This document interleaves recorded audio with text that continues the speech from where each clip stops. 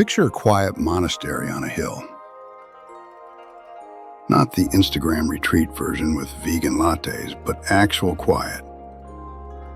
Birds, wind, and exactly 0 notifications. Inside, a Zen master sits calmly, folding paper like it's a meditation. It's peaceful.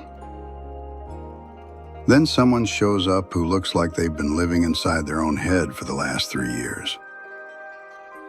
This visitor is the kind of person who drafts personal emails in bullet points. They're thoughtful, anxious, and allergic to not having an answer.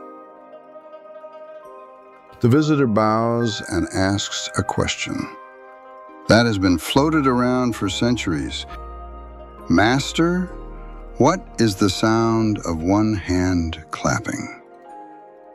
Which, if you are exhausted from YouTube explainers and productivity hacks, sounds like either a riddle or the world's worst party trick. The master listens. Then, instead of launching into a lecture, the master smiles and asks the visitor to sit. The master raises one hand, just one, and waits. No dramatic clap, no special effects, just the presence of one hand in the quiet room.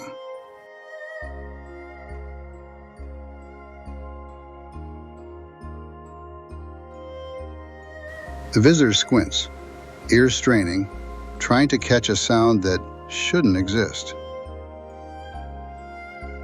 Their mind begins doing the thing it always does, analyzing. Is it a metaphor? Is it silence? Is it some kind of physics that I can Google later? The master then says, very simply, you are listening for something outside yourself. Listen inside. That's the key. The koan is not a puzzle to be solved by logic. It's a door. When you chase the answer with thinking, you stay outside the door. When you stop the chase, you step in.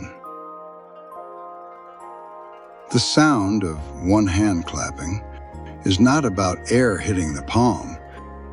It's about direct experience, presence that can't be summarized by a sentence or a tweet. Think about it like this. You can read every article on how to be calm, watch 3 breathing videos, and still miss the point because your attention is somewhere else, scrolling, planning, replaying. The koan cuts through that busy signal and brings you back to the only place that actually exists. Right now. So, what does this mean for you with your deadlines, DMs, and the constant itch to find solutions immediately? It means overthinking is usually a search for answers outside of experience. We try to fix our feeling state with more information. We want the meta solution, the infographic, the checklist, the 5-step formula.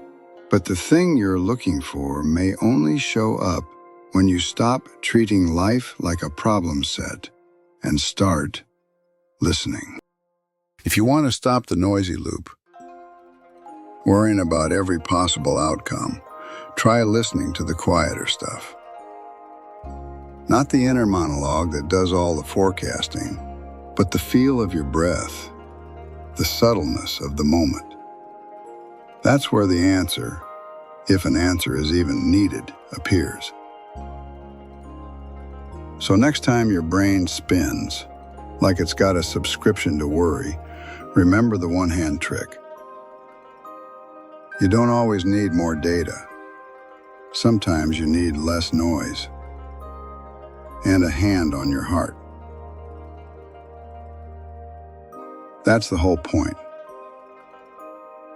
Wisdom isn't a checklist. It's a quiet observation,